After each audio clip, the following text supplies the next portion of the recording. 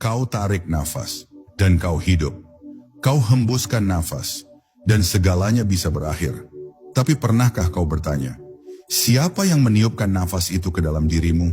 Dan suara siapa yang tersembunyi di balik helaannya? Bukan sekadar udara yang keluar masuk.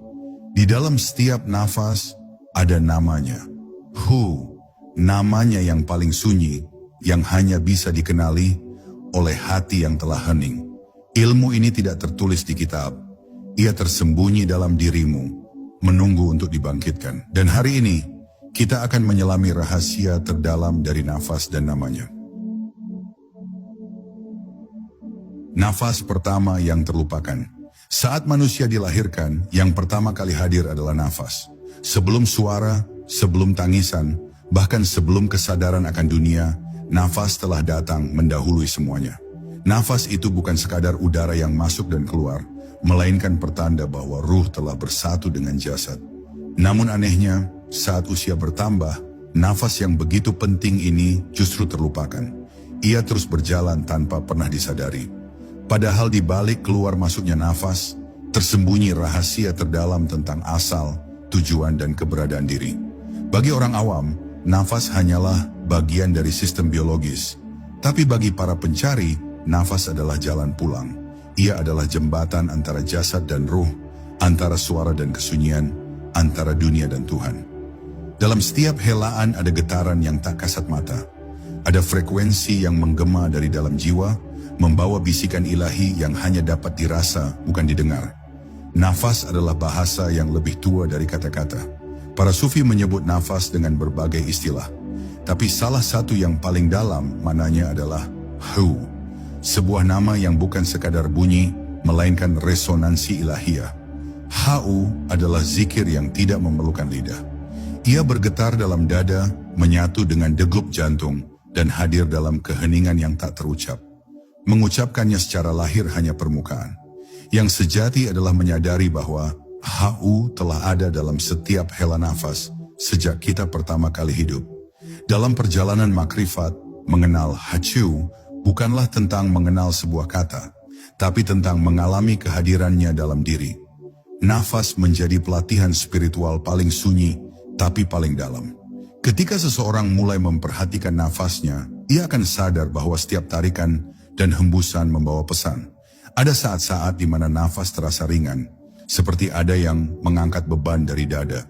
Dan ada saat di mana nafas terhenti sejenak, seakan menanti izin untuk kembali berhembus. Di titik jeda antara masuk dan keluarnya nafas, di sanalah titik paling tersembunyi itu berada. Titik itu tidak bisa dijangkau oleh logika, tidak bisa dijelaskan dengan ilmu fisik. Ia hanya bisa disentuh oleh rasa. Di titik itu, semua dualitas lenyap. Tidak ada lagi aku dan engkau, tidak ada dunia dan akhirat, tidak ada permulaan atau akhir. Hanya ada satu, kehadirannya yang meliputi segalanya. Dan hanya mereka yang benar-benar hening dalam diri yang bisa menyadari keberadaannya. Kebanyakan manusia hidup tanpa pernah benar-benar hidup. Nafasnya berjalan, tapi jiwanya tertidur. Padahal jika seseorang sadar pada nafasnya, ia akan menemukan bahwa setiap hela adalah zikir. Setiap tarikan adalah doa, setiap hembusan adalah penyerahan. Nafas bukan sekadar fungsi tubuh, tapi jalan kesadaran yang paling dekat dan paling nyata. Sayangnya, kita sering mencari Tuhan di luar, sementara Dia hadir begitu dekat, pada nafas yang keluar masuk tanpa henti. Maka marilah kita mulai dari awal, kembalilah ke nafas. Rasakan kehadirannya tanpa menguasainya. Dengarkan keheningan yang tersembunyi di antara dua hembusan. Di sanalah Hu bersuara, bukan dengan bunyi, tapi dengan rasa. Nafas adalah pintu, dan Hu adalah kuncinya. Siapa yang dapat merasakannya, ia akan dibawa masuk ke ruang terdalam, ke titik sunyi di mana Tuhan tak lagi dipanggil, karena ia sudah hadir sepenuhnya. Hu, nama tanpa huruf, suara tanpa bunyi. Dalam dunia marifat, Hu bukan sekadar sebutan. Ia adalah gema dari yang maha ada, namun tak bisa ditunjuk oleh kata. Ketika lidah melafazkan Hu, sejatinya bukan lidah itu sendiri yang berbicara. Ia hanya menjadi perantara dari suara batin yang telah lama berseru dalam diam. Hiu bukan huruf, bukan bahasa, bukan pula suara dalam makna umum. Ia lebih tua dari seluruh bahasa, lebih sunyi dari seluruh diam, dan lebih nyata dari seluruh wujud. Hiu adalah isyarat dari yang tak terisyaratkan, tanda dari yang tak terlihat, dan cahaya dari yang tak tersentuh oleh akal atau mata. Seseorang bisa mengucapkan HU 1000 kali dalam sehari, tapi tidak otomatis ia mengenalnya. Karena HU bukan tentang jumlah, bukan tentang kerasnya suara, tapi tentang seberapa dalam rasa mampu menyelami kehadirannya. Yang dicari bukan bunyi HU-nya, melainkan getaran ilahi yang bersemayam di dalamnya. Ketika seorang arif mengucap HU, ia tidak sedang berbicara kepada Tuhan, ia sedang larut di dalamnya. Seolah ia lenyap sebagai aku, dan yang tinggal hanyalah dia yang berseru melalui nafasnya sendiri. Inilah rahasia para kekasihnya yang menjadikan nafas sebagai tempat tinggalnya. Ada kalanya kita menyebut Allah atau Ar-Rahman atau Al-Haq. Tapi Hau adalah penghapus nama-nama itu dalam kesatuan. Ketika semua nama masih membawa pengertian, Hu menghapus semua pengertian itu. Ia bukan panggilan, tapi kehadiran. Ia bukan permintaan, tapi penyerahan. Dalam Hau, seseorang tak lagi merasa sedang memanggil sesuatu yang jauh. Justru dalam Ha, ia merasakan bahwa dialah yang memanggil dari dalam dirinya. Seperti bisikan yang tak terdengar oleh telinga, tapi menusuk dalam kerelung jiwa terdalam. Di dunia lahir, manusia sibuk berbicara. Tapi di dunia batin, para wali sibuk mendengarkan. Mereka tidak mendengarkan kata-kata manusia, tapi mendengarkan resonansinya dalam nafas sendiri. Saat orang biasa menarik nafas, mereka mengulang HU tanpa suara. Saat orang biasa membuang nafas, mereka menghembuskan kehadirannya tanpa berkata. Inilah zikir nafas yang paling murni, karena tidak butuh kata, tidak perlu bunyi. Cukup rasa, cukup kesadaran, cukup hadir. Tidak semua mampu sampai ke tingkat ini. Sebab untuk mendengarkan HU, seseorang harus lebih dahulu hening. Ia harus menyingkirkan suara pikirannya, menghentikan debat dalam dirinya, dan menanggalkan semua konsep ketuhanan yang dibentuk oleh akalnya sendiri. Tuhan tidak dapat didekati oleh pikiran, tapi dapat dirasakan oleh nafas. Ketika seseorang diam secara total, lalu mengarahkan kesadarannya pada titik terdalam dalam dadanya, di sana ia akan menemukan getaran yang terus hidup.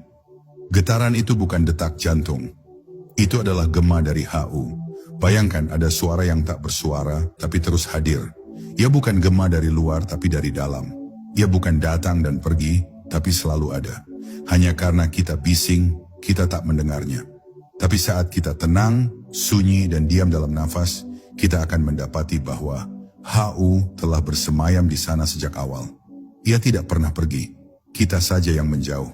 Dan bila engkau telah mendengarkan HU dalam keheningan nafasmu, maka engkau tidak akan lagi sibuk bertanya tentang Tuhan. Engkau tidak akan mencarinya di tempat jauh di luar dirimu, karena engkau tahu, HU bukan sedang menunggumu di ujung jalan. Ia justru telah hadir dalam setiap hela sejak engkau mulai hidup. Maka cukup diam dan rasakan, HU sedang berseru bukan dari langit, bukan dari luar, tapi dari dalam dirimu sendiri. Nafas sebagai jalan pulang ke diri sejati. Setiap manusia yang lahir ke dunia membawa nafas, tapi tidak semua manusia mengetahui kemana arah nafas itu sebenarnya mengantarnya. Ia tidak hanya membawa udara bagi jasad, tetapi membawa rahasia bagi ruh. Nafas adalah perjalanan. Ia keluar dari sumbernya, berkelana di dunia jasmani, lalu kembali pulang ke pusat kesadaran. Bagi para penempuh jalan makrifat, nafas bukan sekadar bagian dari kehidupan fisik. Ia adalah jembatan antara fana dan baka, antara aku yang palsu dan diri yang sejati. Maka barang siapa menapaki nafasnya dengan kesadaran, sesungguhnya ia sedang dalam perjalanan kembali kepada Tuhannya. Dalam setiap tarikan nafas, ada panggilan pulang yang halus.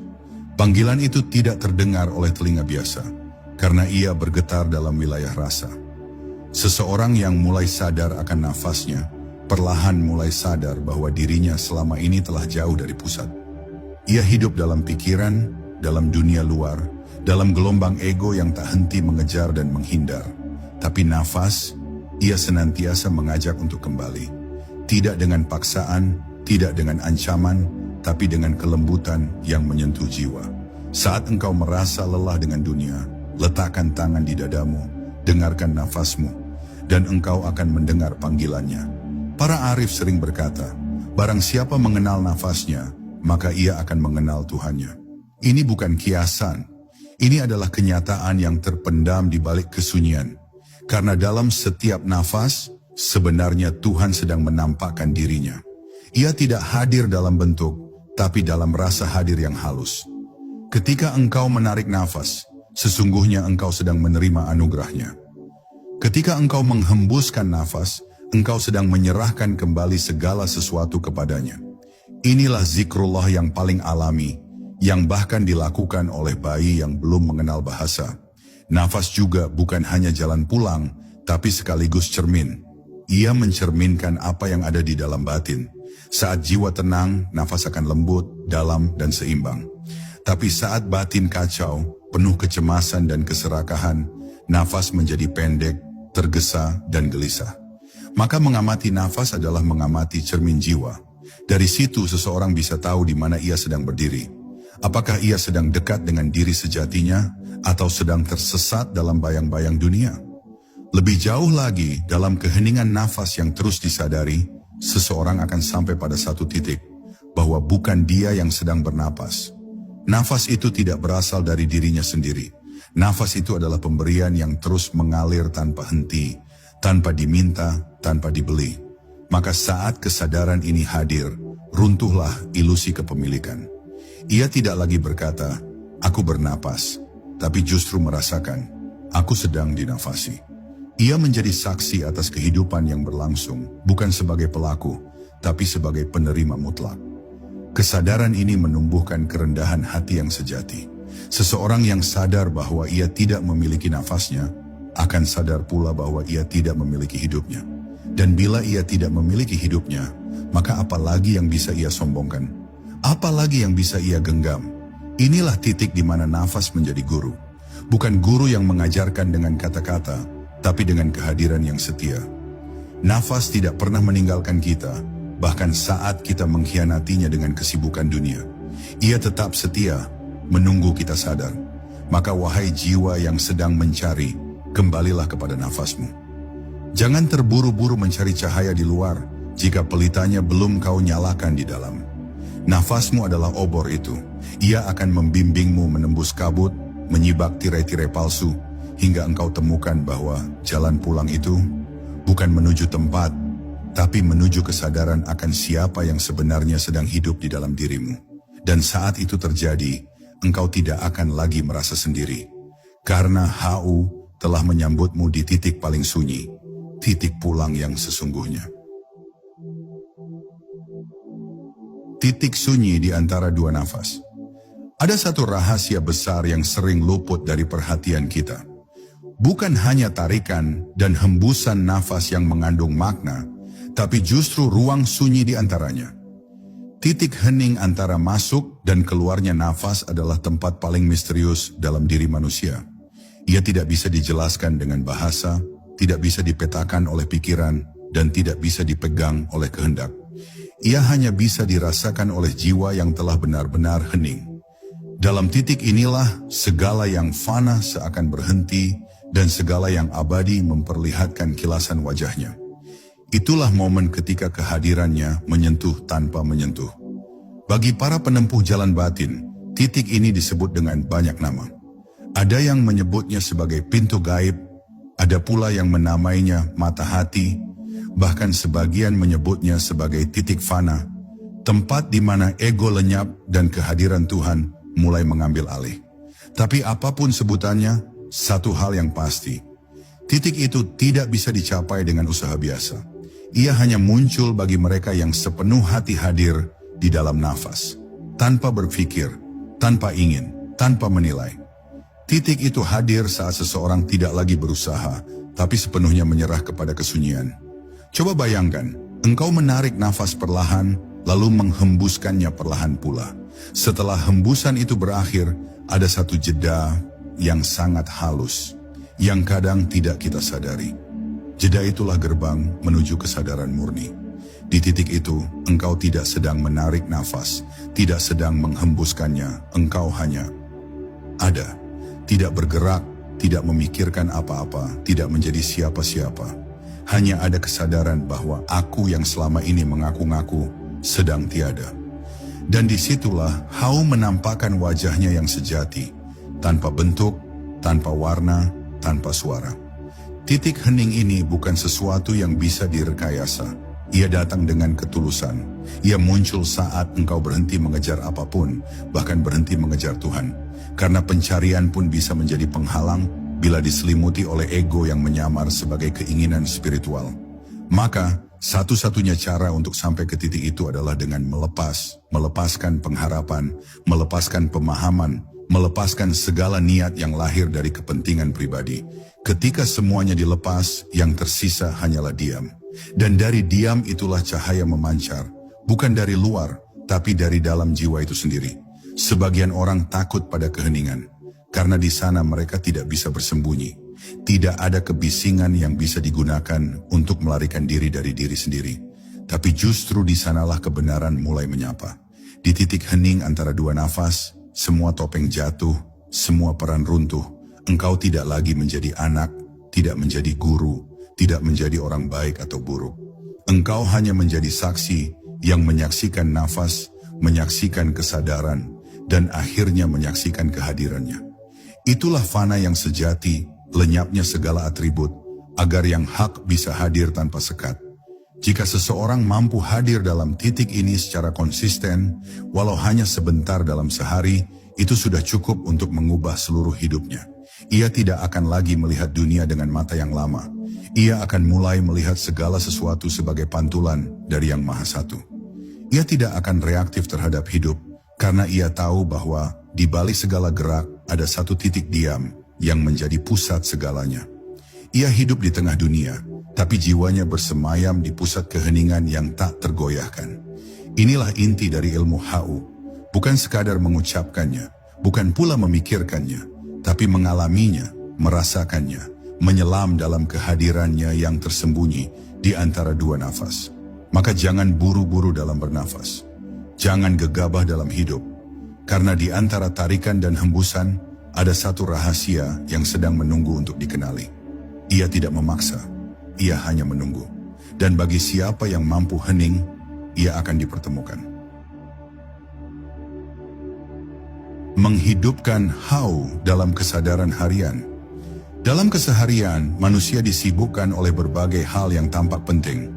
Pekerjaan, keluarga, urusan dunia, rutinitas yang tidak ada habisnya. Tanpa disadari ia terperangkap dalam gelombang waktu dan pikiran yang terus bergerak tanpa henti.